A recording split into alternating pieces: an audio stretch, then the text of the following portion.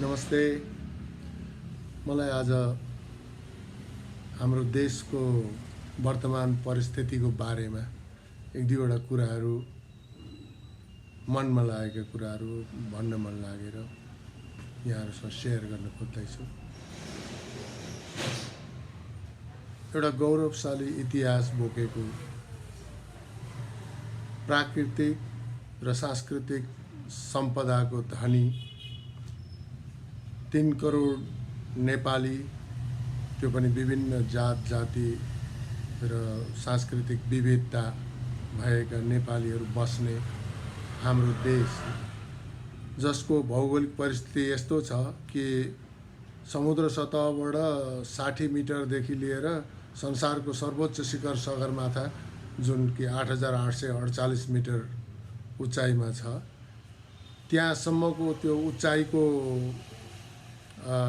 Variation चाहिँ 200 किलोमिटरभन्दा कममा त्यति धेरै उचाइको विविधता भएपछि त्यसै अनुसारको संसारमै सबभन्दा उच्चतम जैविक विविधताहरू पनि भएको त्यस्तो देश, आफ्ना दुवैतर्फका भीमकाय छिमेकीहरू नेपाल भारत र चीन, जो कि विश्वको 1 नम्बर र 2 नम्बर, चीन 1 नम्बर र भारत 2 नम्बर अर्थतन्त्र बन्न दौडमा छन्। तिनीहरूभन्दा हामी बढी सम्पन्न भइसकेका हुनुपर्ने हो अहिलेसम्म आइपुग्दाखेरि। तर किन हामी यस्तो अवस्थामा आयौँ त? यो दुर्दशामा कसरी पुग्यो त? यसको मूल कारण के होला त? हामी 2007 देखि 62-63 सम्म आइपुग्दाखेरि झन्डै आधा दर्जन जति ठुला राजनीतिक क्रान्तिहरूको माध्यमबाट राजनीतिक परिवर्तनहरू गर्दै गर्दै गर्दै आयौँ। त्यसको बावजुद पनि आज आएर हामीसँग न राजनीतिक स्थिरता छ, न आर्थिक उन्नति छ। हामी सधैँ पछौटेपनमै छौँ। हाम्रो अवस्था, आर्थिक अवस्था आजभन्दा 20-30 वर्षभन्दा पहिले जे थियो त्योभन्दा पनि झन् बदत्तर हुँदै गयो र अहिलेको परिस्थिति ज्यादै नै दुर्दशापूर्ण नै छ। किनभनेदेखि किसानहरूले जे जति खेतीपाती गर्छन्, जति उब्जाउँछन्, त्यसको पनि बजार छैन। उद्योगी व्यवसायीहरूको निमित्त पनि नीतिगत स्थायित्व छैन र आम जनताहरू सधैँभरि महँगीको मारमा बिहान खायो बेलुका कसरी खाउँ भन्ने अवस्थामै छन्। सारा युवा जनशक्ति विदेशमा पलायन छ।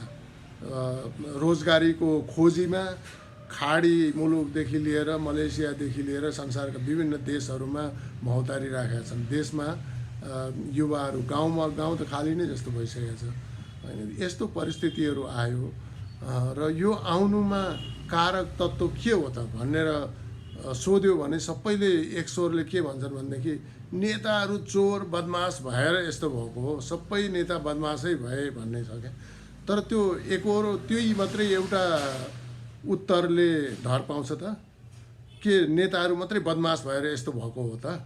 मलाई लाग्छ त्यो पक्कै पनि होइन। किनभनेदेखि हामी यो समय आएको छ कि हामी सबैले पनि आफ्नो छातीमा हात राखेर आत्मसमीक्षा गर्नुपर्ने अवस्था चाहिँ आइपुगेको छ। किनभनेदेखि के हामीले एउटा सचेत र इमान्दार नागरिकको दायित्व निर्वाह गरेका छौँ त? होइन, त्यो पक्कै पनि छैनौँ जस्तो लाग्छ। विभिन्न तह र तब्कामा बस्ने हामी सबैले चाहिँ कुनै न कुनै गल्तीहरू गरेर नै यो अवस्थामा देश पुगेको हो। नत्र भने सचेत, इमान्दार र परिश्रमी नागरिकहरू भएको देश यस कदरसँग बिग्रिँदैन। अब प्रश्न के आयो भने उपाय के हो त? अब यो परिपाटी नै फेर्ने हो त? अब मलाई जहाँसम्म लाग्छ त्यो त पक्कै पनि समाधान होइन। किनभने त्यो हुन्थ्यो भने त 7 सालदेखि लिएर अहिलेसम्म आइपुग्दाखेरि हामीले कतिचोटि हाम्रो व्यवस्थाहरू फेर्दै गयौँ त? खोइ त केही पनि भएन नि त। राजाले विकास गर्ने भएदेखि यो देशमा राजाहरूले पनि 250 वर्ष राज्य गरिसकेका हो। 104 वर्ष राणाहरूले राज्य गरे होइन। तर अब भन्ने हो भने जस्तै राणाको पालमा पनि केही पनि भएन भन्न त मिलेन। सिंहदरबारहरू जस्ता केही काठमाडौँमा अहिले ऐतिहासिक महत्त्वका बिल्डिङहरू भने राणाको पाला मात्रै बने, पछि बनेकाहरूको त्यस्तो आर्किटेक्चरल इम्पोर्टेन्स केही पनि देखिँदैन होइन।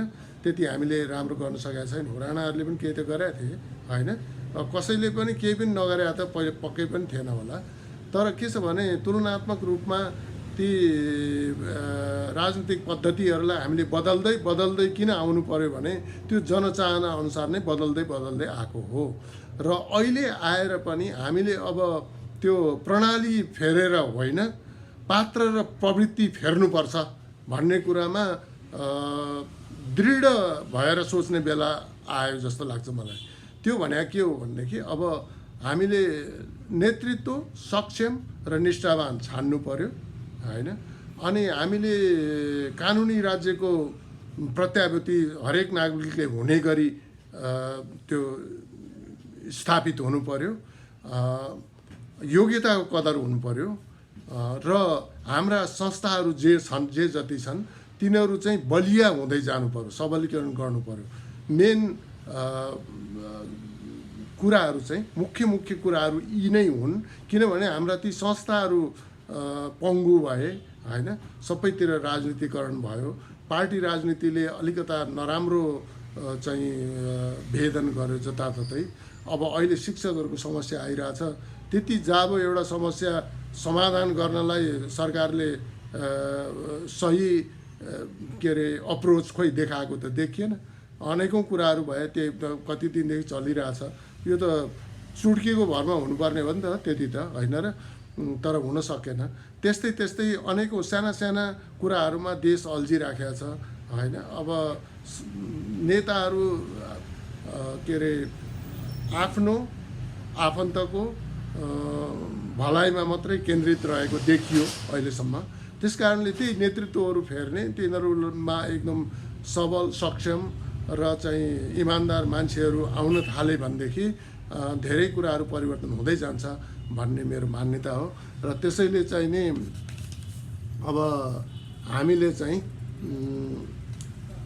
के छ भनेदेखि हामीले प्रण गर्नुपर्ने कुरा चाहिँ यो देश हामी सबैको साझा हो।